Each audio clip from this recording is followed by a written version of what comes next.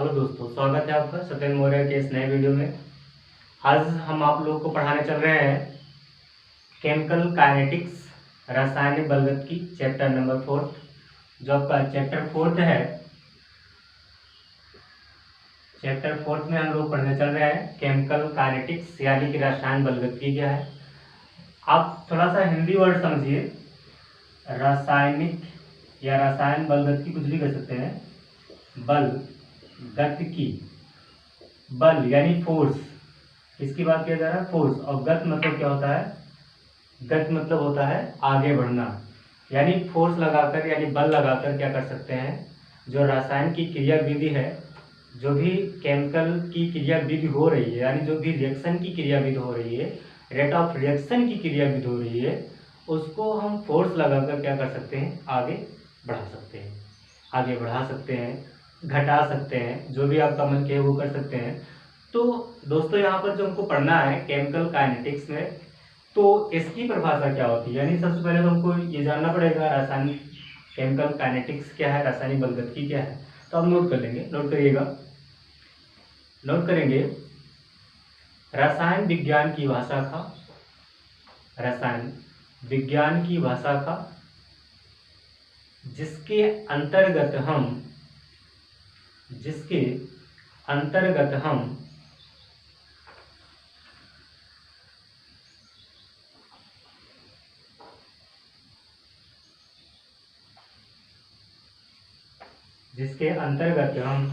अभिक्रिया की दर एवं क्रियाविधि, अभिक्रिया की दर एवं क्रियाविधि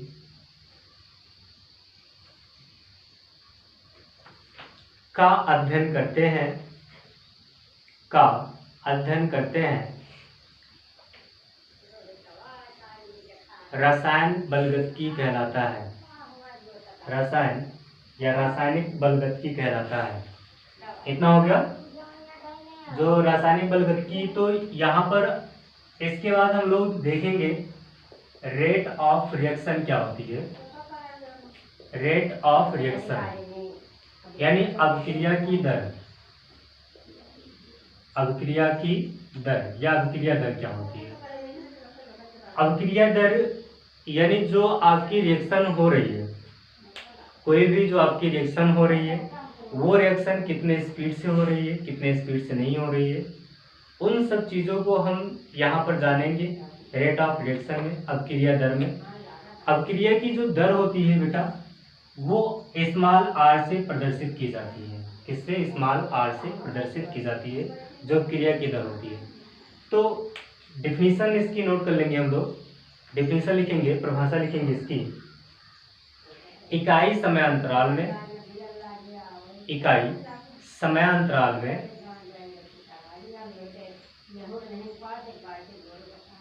अभिकारक अथवा उत्पाद की सांद्रता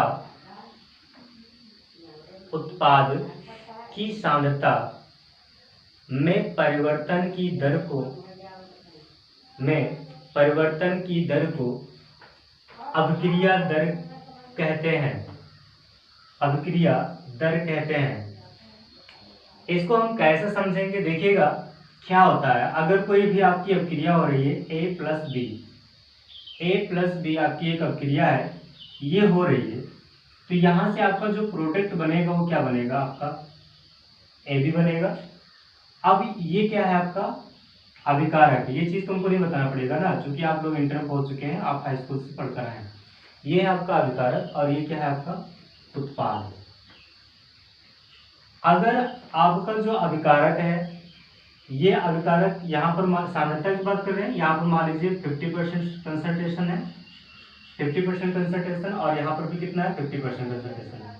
तो दोनों मिलकर क्या करेंगे, यहाँ पर 100% कंसंट्रेशन दिखाएंगे। यहाँ पर जो 100% कंसंट्रेशन दिखाएंगे, तो यहाँ पर हमको ये जानना पड़ेगा A प्लस बी यानी A और B की जो अभिक्रिया अभिकारक जो है, इसकी जो सांद्रता है, इसकी सांद्रता में क्या हो रहा है, परिवर्तन हो रहा है।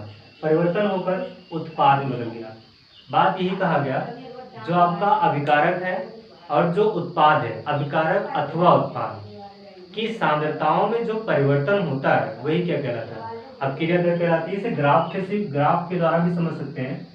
देखिएगा यहाँ पर है आपका समय यानी टाइम, ये है टाइम, और यहाँ पर आप कोई अभिकारक ले रहे हैं या हाँ चलिए ठीक है, कोई भी आपका आप अभिकारक यहाँ पर ले रहे हैं, तो शुरू में अभिकारक की सांद्रता क्या होगी, ज़्यादा होगी।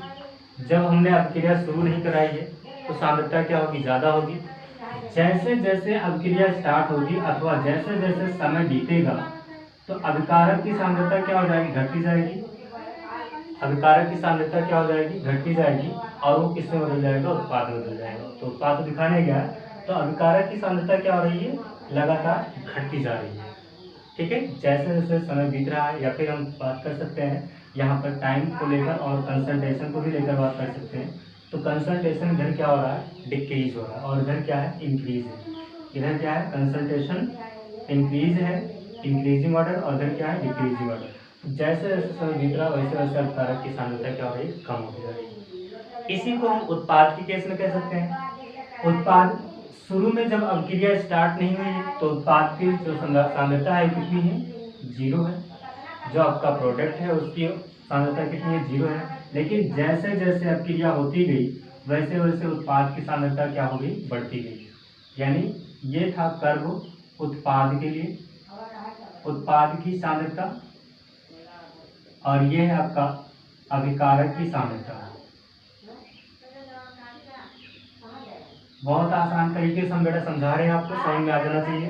कहा गया इकाई समय अंतराल में, यानी आपका जो समय है वो एक इकाई होना चाहिए, यानी सेकंड या चंद सेकंडों में, कुछ सेकंडों में, कुछ मिनटों में जो भी अभिक्रिया आपकी हो रही है उस अभिकारक में या उत्पाद की सांद्रता में क्या हो जाए, कोई भी परिवर्तन अगर होता है तो उसे हम क्या कहते हैं, रेट ऑफ रिएक्शन कहते हैं। इसे डिनोट कैसे करते हैं, इसे प्रदर्शित करते हैं स्मॉल आर से। आप इसे नोट कर सकते हैं, इसे प्रदर्शित स्मॉल आर से करते हैं। तो स्मॉल आर बराबर क्या होता है, स्मॉल आर बराबर आपका होता है, स्मॉल आर बराबर कैसे दिखाएंगे, स्मॉल आर यानी अभिक्रिया दर बराबर क्या होगा, अभिकारक या उत्पाद, अभिकारक या उत्पाद की सांद्रता में परिवर्तन बटा समयांतराल, यानी डेल्टा टी।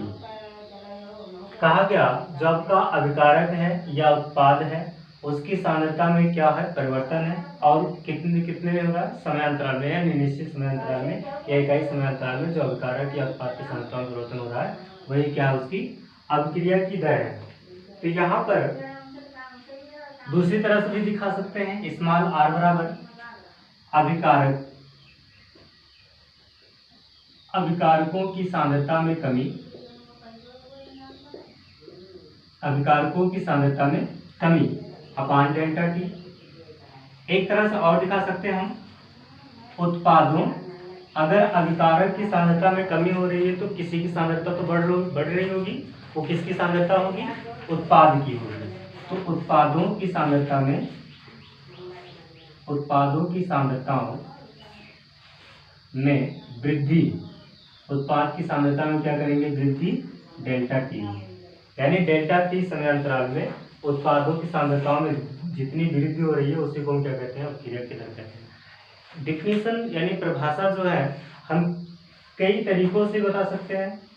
तो यहाँ पर अलग अलग के लिए हम दिखा सकते हैं। यहाँ पर स्मॉल आर बराबर क्या हो जाएगा, डेल्टा स्मॉल आर यानी कि reactant, concentration of reactant upon delta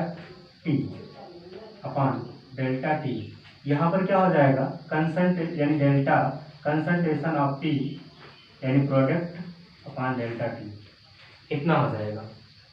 यहाँ पर क्या कहा गया, स्मॉल आर बराबर उत्पादों की सांद्रताओं में वृद्धि डेल्टा टी बराबर क्या हो जाएगा, डेल्टा टी, यानी टी मतलब प्रोडक्ट अपान टी, डेल्टा टी, इतना चीज हो गया।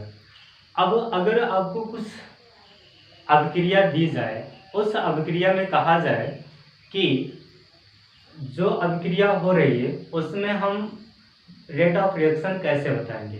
तो जो रेट ऑफ रिएक्शन बतानी है थोड़ा सा हम यहीं पर समझते हैं। अगर अभिकारकों की सांद्रताओं में कमी हो रही है तो अभिकारक की सांद्रता क्या हो रही है, घट रही है। अगर घट रही है तो वो कैसा हो जाएगा, निगेटिव हो जाएगा। भाई उसकी सांद्रता में कमी हो रही है तो कैसा हो जाएगा, निगेटिव हो जाएगा। अगर उत्पाद की सांद्रता में वृद्धि हो रही है तो कैसा रहेगा, पॉजिटिव रहेगा। इतना चीज अपने माइंड पे स्टेबल कर लीजिए कि स्मॉल आर बराबर, अगर अभिकारकों की सांद्रताओं में कमी हो रही है, अभिकारक के लिए लिख रहे हैं तो माइनस लगाकर लिखेंगे और उत्पाद के लिए लिख रहे हैं तो प्लस लगाकर लिखेंगे। तो अगर कोई अभिक्रिया हो रही है तो अभिक्रिया के लिए कैसे दिखाएंगे देखते हैं। हम थोड़ा सा इसे ऊपर एनालाइज करते हैं क्योंकि अभी आपको नीचे समझाना पड़ेगा तो मुझे आप समझ जाएंगे। यहाँ पर क्या हो जाएगा, मान लेते हैं कोई अभिक्रिया हो रही है A plus B, sign of arrow हो रही है, बन रहा है प्रोडक्ट ए बी। क्या बन रहा है, ए बी। तो यहाँ पर जो आपका ए है इसके लिए, यानी ये अभिकारक है, दोनों अभिकारक हैं, तो रेट ऑफ रिएक्शन ए के लिए क्या लिखेंगे, डेल्टा, ब्रैकेट में क्या लिखेंगे, concentration of A upon delta T. कैसा रहेगा, माइनस में रहेगा। क्यों, क्योंकि इसकी सांद्रता क्या हो रही है, कम हो गई है। इसके लिए क्या हो जाएगा, बी के लिए स्मॉल आर बराबर माइनस, आप पहले लगा देंगे, आप समझ गए होंगे, minus delta concentration of B upon क्या हो जाएगा, डेल्टा टी। प्रोडक्ट के लिए क्या लिखेंगे हम लोग, स्मॉल आर बराबर, पॉजिटिव लगाए या ना लगाए, पॉजिटिव चिन्ह अगर कोई भी आपका कोई भी डिजिट लिखा हुआ है या फिर कोई भी आपकी इकाई या फिर जो भी चर राशि या अचर राशि कुछ भी लिखी है उसके आगे अगर आप माइनस नहीं लगाए तो वहाँ पर पॉजिटिव मान लिया जाता है, पॉजिटिव होता है वहाँ पर। तो यहाँ पर क्या हो जाएगा, delta concentration of A B upon क्या हो जाएगा यहाँ पर, डेल्टा टी। तो यहाँ पर इतना हमने निरूपण कर लिया। ये किसी जो आपकी कोई भी रासायनिक अभिक्रिया है उसके लिए रेट ऑफ रिएक्शन ज्ञात करने की एक विधि है। इसको हम और तरीके से भी ज्ञात कर सकते हैं। चलिए एक समीकरण आपको और दिया जाए, एक रासायनिक समीकरण और देंगे हम आपको, कर दिखा रहे हैं। मान लीजिए यहाँ पर है 5A plus 4B, 5A plus 4B sign of arrow 6AB, ये बन रहा है। यहाँ पर क्या किया गया है, किसी भी अंक को यहाँ पर कोई भी डिजिट को, किसी भी अचर राशि को क्या किया गया है, तो चर राशि को यहाँ पर उनको मल्टीप्लाई किया गया है अचर राशि से। तो इसमें हम रेट ऑफ रिएक्शन कैसे ज्ञात करेंगे, तो ये आपका अभिकारक है, आप तो जानते ही हैं। तो यहाँ पर हो जाएगा रेट ऑफ रिएक्शन बराबर हो जाएगा minus delta concentration of A upon delta T, ये होगा। लेकिन एक चीज हम इसमें भूल रहे हैं, वो भूल ये रहे हैं कि मोलर सांद्रताओं के लिए अब यहाँ पर हम बात करेंगे तो मोलर सांद्रता हो जाएगी आपकी 1/5 minus 1/5 delta concentration of A upon delta T.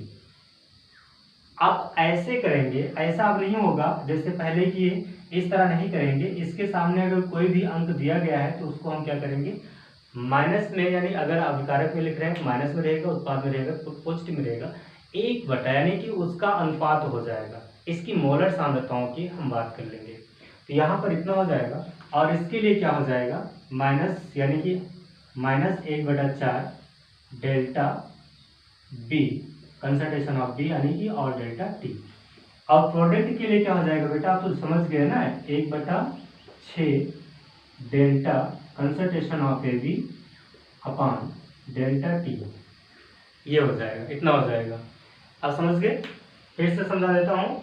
यहाँ पर 5A और 4B दिया गया, जो अब क्रिया करके क्या बना है, 6A प्लस बी, यानी ये भी बना है। और फिर क्या करेंगे, रेट ऑफ रिएक्शन निकालेंगे। तो यहाँ पर R बराबर, यानी R अभिकारक के लिए, अभिकारक फर्स्ट के लिए क्या मिल जाएगा, माइनस तो लगाते ही है, तो माइनस के बाद क्या हो जाएगा 1/5, यानी कि मोलर सांद्रता ऑफ कंसंट्रेशन, मोलर सांद्रता ऑफ ए और मोलर सांद्रता ऑफ बी, मोलर सांद्रता ऑफ ए और मोलर सांद्रता ऑफ बी, और यहाँ पर क्या हो जाएगा मोलर सांद्रता मतलब प्रोडक्ट का। तो यहाँ पर इतना चीज करना नहीं बोलेंगे। चलिए एक इसमें अभिक्रिया के द्वारा हम समझते हैं, अभिक्रिया जो होगी आपकी अभी तक तो हमने एक एग्जाम्पल, ऐसे 3 एग्जाम्पल ये आपके हो गए, यानी 2 एग्जाम्पल हो गए। तीसरा एग्जाम्पल देखिएगा, जो आपका एग्जाम्पल चल रहा है एग्जाम्पल, इसमें हम तीसरा एग्जाम्पल पढ़ाने चल रहे हैं, बताने चल रहे हैं। यहाँ पर आपने लिया नाइट्रोजन, नाइट्रोजन लिया आपने 2, यानी N2 प्लस 6, यानी कि यहाँ पर ये लिया आपने हाइड्रोजन और बनाया 2HN3 यानी अमोनिया NH3। तो इसके लिए हम कैसे लिखेंगे रेट ऑफ रिएक्शन? बहुत आसान है, लिखेंगे कैसे?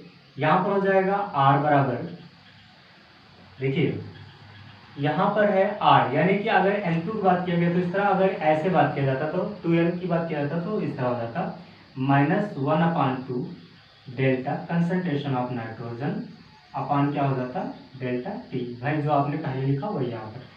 इसके लिए क्या हो जाता, R बराबर -1/3 delta concentration of hydrogen H2 है, 2 है यहाँ पर, 2 रहेगा, अपान क्या हो जाएगा, डेल्टा T। जो यहाँ पर ये लिखा है वो यहाँ पर रहेगा, जो इसके पहले लिखा रहेगा वो नहीं रहेगा, वो उसके हाफ में चला जाएगा। इसके लिए क्या हो जाएगा, R बराबर 1/2 डेल्टा NH3 अपान का क्या हो जाएगा, डेल्टा T। ऐसे हम क्या करेंगे, किसी भी अभिक्रिया का रेट ऑफ रिएक्शन निकाल लेंगे, ठीक है। ऐसे आप कर लेंगे, कोई भी अभिक्रिया के लिए रेट ऑफ रिएक्शन तो आप निकाल सकते हैं। इसमें एक चीज आप ये जान लीजिए कि जो भी आप बताएंगे, जैसे यहाँ से जब आप बताना शुरू करेंगे तो यहाँ से आप बता देंगे कि रासायनिक बल गतिकी के अनुसार, रासायनिक बल गतिकी के नियमानुसार, या जो भी कहें नियमानुसार के अनुसार, जो भी आप कहना चाहें, यहाँ पर रासायनिक बल गतिकी के अनुसार आप स्टार्ट कर लेंगे। इतना हम लोग बताएंगे। उसके बाद हम लोग चलते हैं एवरेज रेट क्या होती है, यानी कि औसत दर क्या होती है। तो औसत दर क्या है, अभी तक हमने जाना कि यहाँ पर जो भी अभिक्रिया हो रही थी वो इकाई समयांतराल में हो रही थी, लेकिन अब जो औसत दर होगी यानी एवरेज, इसको हम इरेज करते हैं। आपको स्क्रीनशॉट लेना है, ले सकते हैं, स्क्रीनशॉट ले लीजिएगा।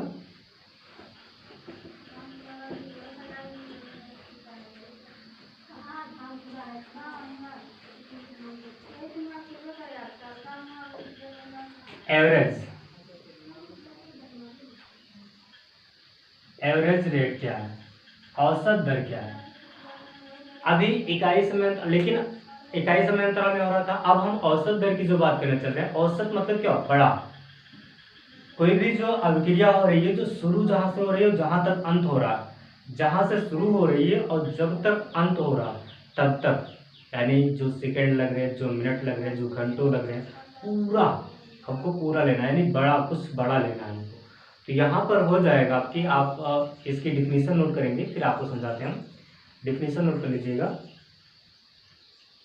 किसी निश्चित समयांतराल में किसी अभिकारक या उत्पाद की सांद्रताओं में परिवर्तन, किसी निश्चित समयांतराल में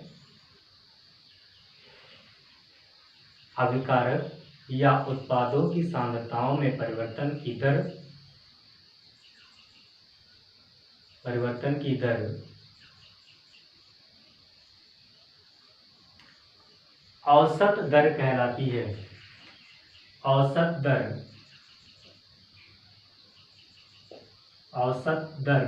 कहलाती है। तो औसत दर बराबर क्या हो जाएगा, सब कुछ वही रहेगा, यहां पर हो जाएगा रेट ऑफ रिएक्शन AB से दिखा देंगे। AB मतलब क्या हो जाएगा, एवरेज। क्या हो जाएगा, एवरेज, यानी औसत दर। तो औसत दर में हमने समझा कि कोई भी जो आपकी रासायनिक अभिक्रिया हो रही है वो शुरू से आखिरी तक, यानी निश्चित समयांतराल में, एक जो निश्चित समयांतराल दिया गया उस समयांतराल में कितनी अभिक्रिया हो रही है, ठीक है। यहाँ पर क्या हो जाएगा, वही चीज रहेगा, सांद्रताओं में परिवर्तन। किसकी सांद्रताओं में परिवर्तन, अभिकारक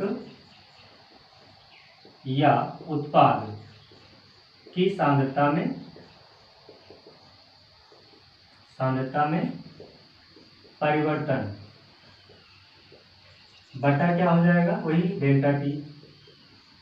एक निश्चित समय अंतरालों में अभिकारक या उत्पाद की जो सांद्रता में परिवर्तन हुआ है उसी को हम क्या कहते हैं, क्या कहेंगे, आपका हो जाएगा औसत दर हो जाएगा।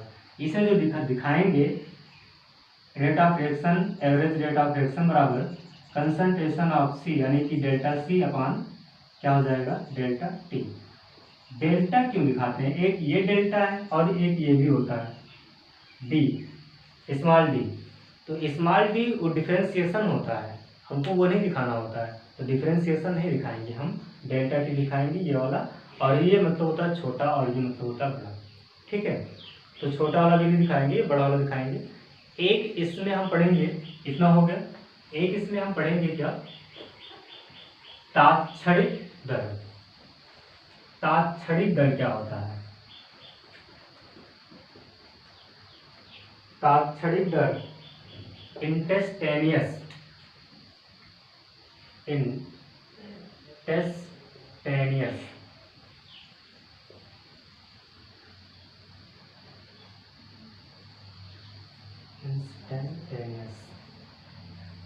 Instantaneous rate.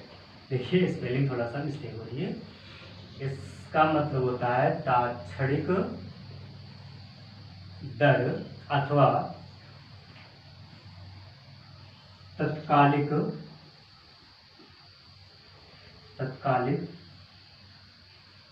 दर, यानी तुरंत किसी क्षण में बहुत सूक्ष्म समय अंतराल में, यानी कुछ सेकंड। जैसे कि आपने कहा कि कुछ अपक्रिया ऐसी होती है जिनको कुछ भी समय नहीं लगता है, वो अपक्रिया तुरंत हो जाती है। यानी जैसे हम दो चीज़ रखे आपस में मिलाकर और तुरंत क्या हो गया, रिएक्शन कंप्लीट हो गई, बहुत तेज होती है रिएक्शन। तो जो कुछ समय में, बहुत ही कम समय में वो रिएक्शन हो जाती है, उसे हम क्या कहते हैं, तात्क्षणिक दर कहते हैं। तो इसकी डिफिनेशन नोट करेंगे हम लोग, डिफिनेशन नोट करेंगे। यदि दिए गए अल्पतम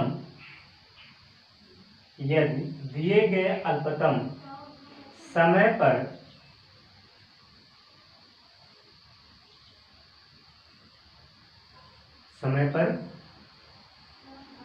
अभिक्रिया का वेग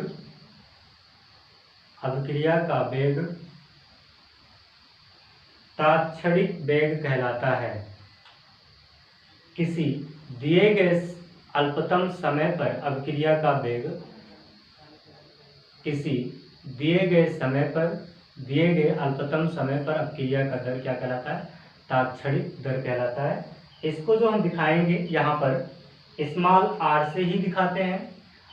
किससे दिखाएंगे, स्मॉल आर से ही दिखाएंगे। आर क्या बन रहा है, प्रोडक्ट, यानी रिएक्टेंट क्या बन रहा है, प्रोडक्ट बन रहा है। तो स्मॉल आर बराबर क्या हो जाएगा, यहाँ पर स्मॉल डी से दिखाएंगे। किससे, स्मॉल डी, ब्रैकेट में कंसंट्रेशन अपान आर अपान क्या हो जाएगा, डेल्टा टी। और यहाँ पर भी क्या हो जाएगा, स्मॉल आर बराबर क्या हो जाएगा, डेल्टा प्रोडक्ट अपान क्या हो जाएगा, डेल्टा टी हो जाएगा। तो इतना हो जाएगा यहाँ पर। और इसके लिए हम दिखाते हैं माइनस में और इसके लिए प्लस में, तो आप जानते हैं ये। तो ओवरऑल जो हम लिखते हैं आर बराबर डी एक्स अपान डी टी लिख देते हैं कभी कभी। डी एक्स यानी डिफ्रेंसिएशन, जो मैंने डिफ्रेंसिएशन दिखाया है वही, ठीक है। तो तात्क्षणिक दर इतना हो गया। अब जो आगे हम लोग पढ़ेंगे कि यहाँ पर कुछ अभिक्रिया दी गई है एग्जाम्पल में, एग्जाम्पल कुछ दिया गया है, एग्जाम्पल हम आप दे रहे हैं, करिएगा, एग्जाम्पल करके लाएंगे आप घर से अपने। एग्जाम्पल है आपका 2NO2 sign of arrow, 2NO plus में O2, पहला एग्जाम्पल हो गया। दूसरा एग्जाम्पल हो जाएगा इसमें 2NO2 plus F2 sign of arrow 2NO2F। क्या है, यहाँ पर दिया गया आपको 2 एग्जाम्पल हम दे रहे हैं, 2NO2 sign of arrow 2NO plus O2। दूसरा एग्जाम्पल है 2NO2 plus F2 sign of arrow 2NO2F। तो यहाँ पर 2 आपको एग्जाम्पल दिए गए, इन दोनों एग्जाम्पलों की आप क्या कर लाएंगे, रेट ऑफ रिएक्शन अपने घर से निकाल कर लेकर आएंगे। तो जो रेट ऑफ रिएक्शन आप निकाल लेंगे, आपको निकालना तो आ ही गया, टफ तो नहीं है ना भाई, टफ नहीं है, आप मन लगा कर पढ़ रहे हैं तो कोई दिक्कत नहीं है। अगर मन नहीं लग रहा तो कोई बात ही नहीं भाई, पढ़ने को कोई मत सुनेगा। यहाँ पर जो पढ़ाया जा रहा है बेटा कंसंट्रेट होकर पढ़ लीजिए, आपके लाइफ में बहुत काम आने वाला है, ठीक है। तो यहाँ पर जो पढ़ाया जा रहा है उसे कंसंट्रेट होकर पढ़िए, इसका मजाक मत बनाइए। तो यहाँ पर जो है 2NO2 sign of arrow 2NO plus क्या हो जाएगा O2। तो रेट ऑफ रिएक्शन निकाल लेंगे। आगे जो हम पढ़ने चल रहे हैं, आपने पढ़ा है तीव्र अभिक्रिया, मंद अभिक्रिया और अति मंद अभिक्रिया। पढ़ा आपने तीव्र अभिक्रिया, मध्यम अभिक्रिया और अति मंद अभिक्रिया। तो इसमें हम लोग कैसे कहेंगे, आपने देखा है कि कुछ अभिक्रियाएं ऐसी होती है जिनमें बहुत कम समय लगता है, बहुत तेज़ी से अभिक्रिया हो जाती है। जैसे कि जैसे आप ऐसा मालूम करिए, जैसे आपने पानी लिया और पानी में क्या किया आपने, वो नींबू का रस लिया, पानी और नींबू का रस लिया, दोनों आपस में मिला दिए और तुरंत पी लिए। आपको कहीं भी आपको पता नहीं चला कि कहीं कहाँ पर मीठा लगा, मतलब सारे विलयन का जो टेस्ट है वो एक समान आया, वो खट्टा है तो खट्टा आया, मीठा है तो मीठा आया, मतलब जो भी है वो अभिक्रिया क्या हुई, बहुत फास्ट हो गया। मतलब नींबू और पानी का जो मिश्रण था बहुत जल्दी मिल गया, इसलिए हमको उसमें पता नहीं चला कि ये अभिक्रिया कितनी जल्दी हो गई। ये अपने दैनिक जीवन की एग्जाम्पल बता रहा हूँ, बाकी तो आप जानते ही हैं। दूसरा, आप क्या करिए, डिटर्जेंट लीजिए, डिटर्जेंट, और उसको पानी में डालिए।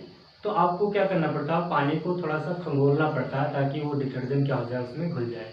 तो ये अल्पतम यानी बहुत ही मंद अभिक्रिया होती है। और कुछ ऐसी अभिक्रिया होंगी जो मीडियम चलेगी, जैसे पानी और कलर, पानी लीजिए और उसमें ब्लड या फिर कुछ भी डाल दीजिए, तो थोड़ा देर में देखेंगे पूरा पानी लाल हो जाएगा। तो ऐसी अभिक्रियाएं हम लोग पढ़ते हैं दैनिक जीवन में, लेकिन ये तो आपके इसमें है, हम इसे तीव्र अभिक्रिया, मंद अभिक्रिया और अल्पतम मंद नहीं कहते हैं, ये तो बहुत ही मंद है। ऐसी अभिक्रिया जो बहुत तेज से हो जाती है, बहुत जल्दी हो जाती है। केमिकल में इस एग्जाम्पलों को बताना बहुत गलत हो जाएगा। ये सारी अभिक्रियाएँ कैसी हैं, बहुत ही मंद अभिक्रिया हैं, इसे नहीं कंसिडर करते हैं। तो कंसिडर करते हैं, तो आगे देखेंगे जो अल्पतम मंद अभिक्रिया और मंद अभिक्रिया, वो अभिक्रिया जो बहुत ही समय लेती हैं, साल 2 साल, महीने 2 महीने, साल 2 साल, यानी कि सालों में कंप्लीट होती हैं, कई सालों में कंप्लीट होती हैं, उसे हम कहते हैं अल्पतम, यानी बहुत ही अति मंद अभिक्रिया, अति मंद अभिक्रिया। और जो आपकी मंद होगी, मध्यम, वो क्या होगी, 1 दिन में 2 दिन में पूर्ण हो जाएगी, और जो तेज होगी वो कुछ समय में क्या हो जाएगी, पूर्ण हो जाएगी। इसे आपने क्या कर लेंगे, आपके लिए होमवर्क रहेगा, आप अपने बुक से नोट करके लाएंगे, ठीक है। तो इतना जो हो जाएगा, आप अपने बुक से जो नोट करके लाएंगे तो आपको समझ में आ जाएगा। मैं कुछ एग्जाम्पल के तहत इसको समझा देता हूँ कि कैसे आपके जो होते हैं सारे मेटल की मैं बात करूँगा, जो आपका मेटल रहेगा, जैसे आपने कुछ मेटल लिया यहाँ पर, सोडियम,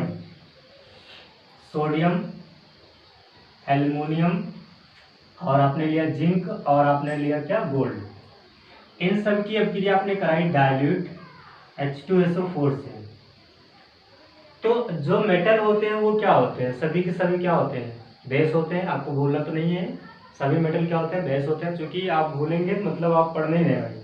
क्यों बेस होते हैं, क्योंकि सब के सब क्या करते हैं, सोडियम है, इलेक्ट्रॉन त्यागेगा, एक इलेक्ट्रॉन त्यागेगा, ऑक्सीजन आएगा, इलेक्ट्रॉन लेगा, क्या बनाएगा, O- बनाएगा, फिर ऑक्सीजन माइनस आएगा, सोडियम से अभिक्रिया कर क्या बनाएगा, NaO, जो ऑक्साइड बनाते हैं।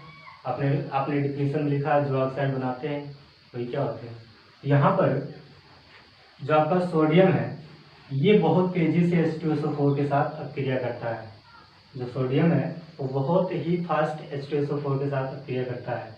फिर जो आपका एल्युमिनियम है ये H2SO4 के साथ थोड़ा सा कम अक्रिया करता है, मतलब करेगा अक्रिया लेकिन बहुत मतलब थोड़ा सा धीमी अक्रिया करेगा। क्यों करेगा? क्योंकि इस पर एक ऑक्साइड आकर जम जाता है, यानी Al जो है इस पर ऑक्साइड जम जाएगा, तो जब ऑक्साइड जम जाएगा तो क्या हो जाएगा, अक्रिया धीमी हो जाएगी। फिर Zn जो है, Zn क्या करेगा, अक्रिया करेगा, करता रहेगा, H2 गैस बनाता रहेगा, करता रहेगा, H2 गैस बनाता रहेगा, यानी हाइड्रोजन गैस बनाता रहेगा, अक्रिया होती रहेगी, यानी सालों साल ये अक्रिया चलती रहेगी। Zn टूटता रहेगा, Zn इलेक्ट्रॉन निकालता रहेगा, H2 गैस बनाता रहेगा, फिर निकालेगा, फिर H2 गैस बनाएगा। ये अक्रिया क्या हुई, अति मंद। फिर ये क्या हुई, मध्यम मंद, और ये क्या हुई, बहुत तेज। ये गोल्ड क्या है, गोल्ड को जो हम डालेंगे डाइल्यूट H2SO4 में तो ये क्या हो जाएगा, नीचे जाकर बैठ जाएगा। आओ, कोई मतलब नहीं है, सबको छुड़ा देगा, भगा देगा। अब क्रिया ही नहीं कराएगा, तो अब क्रिया ही नहीं होगी तो क्या होगा, तो उससे मतलब ही नहीं है। सारे के सारे मेटल हैं। अब क्रिया देखिए, रेट ऑफ रिएक्शन सब पर डिपेंड हो रही है, सबकी रेट ऑफ रिएक्शन अलग अलग है। क्यों अलग अलग है? क्योंकि यहाँ पर रेट ऑफ रिएक्शन अपना अपना मायने भी रखता है कि इनके आयन कैसे हैं, यानी कि जो आयन है वो आयन कैसे हैं, इस पर भी डिपेंड करता है। अगर मतलब जो रेट ऑफ रिएक्शन होती है वो total depended on the ion, उसके आयन कैसे हैं, वो स्ट्रॉन्ग है या वीक है, इस पर भी डिपेंड करेगा। तो आपको इतना नोट्स रहेगा, मैं आप नोट कर लीजिएगा। मैं आपको आप अपने आप से लिख कर लाएंगे तीव्र अभिक्रिया, मंद अभिक्रिया के बारे में, अल्पतम मंद अभिक्रिया के बारे में भी, और आप नोट करेंगे अभिक्रिया दर को प्रभावित करने वाले कारक। अभिक्रिया की दर को प्रभावित करने वाले कारक, factor affecting of rate of reaction, factor affecting of rate of reaction, अभिक्रिया दर को प्रभावित करने वाले कारक में इसमें लिखेंगे अभिक्रिया की दर को निम्नलिखित कारक प्रभावित करते हैं। अभिक्रिया की दर को निम्नलिखित कारक प्रभावित करते हैं। पहला कारक लिखेगा, पहला कारक क्या, ऐसे लिख लीजिए, ऐसे लिख लेंगे, हो जाएगा इसमें अभिकारकों की प्रकृति, अभिकारक की प्रकृति, यानी अभिकारक की कैसी प्रकृति है, अभिकारकों की प्रकृति। दूसरा हो जाएगा सक्रिय ऊर्जा,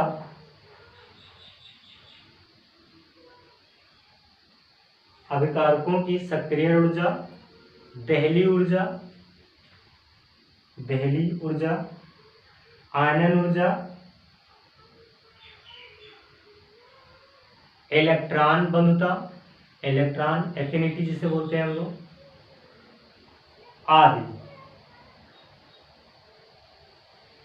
आदि विशिष्ट होता है।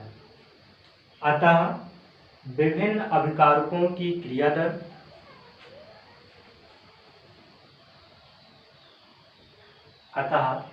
विभिन्न अभिकारकों की क्रिया दर या क्रियाशीलता विभिन्न होती है या भिन्न भिन्न होती है। इसमें कुछ समझाना तो नहीं है, यानी कि जो आपको बताया गया अभिकारकों की प्रकृति, यानी प्रकृति के बारे में जो बताया गया, प्रकृति कैसी होनी चाहिए इसकी, चलिए ठीक है, समझा देंगे। अगले चैप्टर, अगले आपको लेक्चर में समझाएंगे इसकी प्रकृति कैसी है, आयनन ऊर्जा पर कैसा डिपेंड करेगा, आप अभिकारकों की सक्रिय ऊर्जा के बारे में, दहली ऊर्जा के बारे में, इलेक्ट्रॉन एफिनिटी यानी इलेक्ट्रॉन बंधुता के बारे में, और जो भी है आपको नेक्स्ट लेक्चर में समझाया जाएगा। तो आज के लिए इतना बहुत। दोस्तों, आपको हमारा लेक्चर कैसा लगा हमारे कमेंट्स बॉक्स में जरूर बताइएगा, और आप हमारे वीडियो पर या फिर आप हमारे यूट्यूब चैनल पर अगर आप नए हैं तो प्लीज़ हमारे यूट्यूब चैनल को आप सब्सक्राइब, लाइक, कमेंट और शेयर कर दीजिएगा। बेल आइकन भी दबा दीजिएगा, चुनी डेली को आपको नोटिफिकेशन मिल जाया करेगी। और आपको अगर हमारे वीडियो के जो हमारे यूट्यूब चैनल पे आपको वीडियो लाइन से नहीं मिल रहे हैं तो आप हमारे वीडियो को आप अपने कमेंट अपने सर्च बॉक्स में जाइएगा, वहाँ पर टाइप करेंगे सत्येंद्र मौर्य बायोकेमिस्ट्री, और उतना टाइप करने के बाद आप सर आपको ओपन होकर आएगा Satyendra Maurya channel, YouTube channel जो हमारा है, और वहाँ से आप प्लेलिस्ट में जाएंगे, आपको सारे वीडियो एक तरह से मिल जाएंगे। ठीक दोस्तों, आज के लिए इतना हो। थैंक यू, धन्यवाद।